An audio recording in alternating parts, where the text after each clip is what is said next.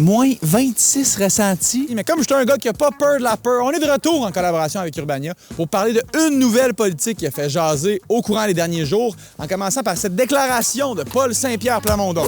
Comme on dit en québécois, on s'en calisse-tu? Non, les boys, l'autre clip.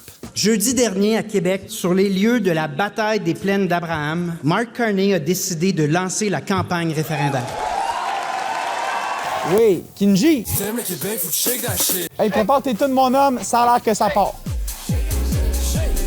Fait que oui, dans quel contexte il a dit ça? Ben, c'était en réponse à un discours de Mark Carney qu'il a fait sur les plaines d'Abraham la semaine passée, là où les Anglais se sont battus contre les Français. Il abordait l'histoire de la conquête des francophones par les Britanniques. Et comment je dirais bien ça? Sa version était pas exactement la même que celle que M. Lehoux m'a enseignée au secondaire. Certains ont cherché à imposer ce modèle, l'assimilation, la logique habituelle de la conquête. Mais finalement, ce n'est pas la voie que le Canada a choisie. Au fond, ce qu'il dit, c'est que la conquête n'était en aucun cas une tentative d'assimilation des francophones par les anglophones, mais plutôt la descente, main dans la main, d'un sinueux fleuve vers un beau grand partenariat entre les anglophones et les francophones du Canada.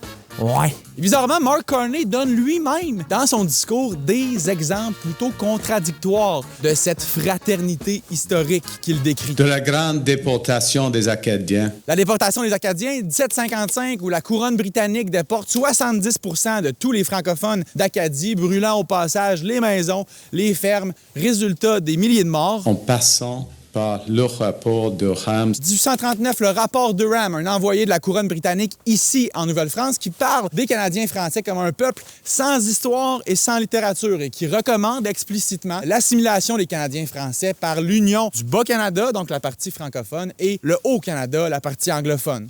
Suite à la rébellion des Patriotes. Et oui, les Patriotes de 1837-1838, pendus, tués après s'être battus pour que les francophones aient leurs propres droits et leurs propres institutions politiques. Bref, comme les chiffres, l'histoire est têtue et oui, celle du Canada est remplie de tentatives du pouvoir colonial de diminuer, voire écraser les droits des francophones et ceux des premiers peuples aussi, c'est important de le mentionner. C'est donc pas parce qu'on a fini par coexister que le projet, depuis le début, était effectivement un beau petit projet de coexistence. Et c'est ça qui a pas passé pour les souverainistes qui ont décidé de lui répondre par la bouche de leur canon en invitant les Québécois à quitter ce régime colonial, ce sont leurs mots, et à Carney d'arrêter de faire de l'appropriation culturelle en se mettant en chum avec Bonhomme.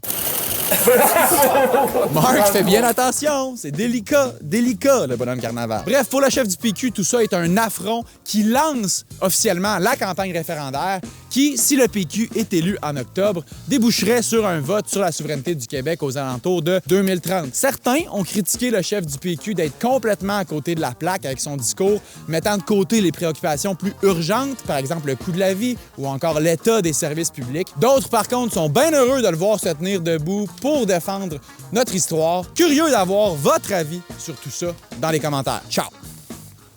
Shake that shit. Shake that shit. Shake.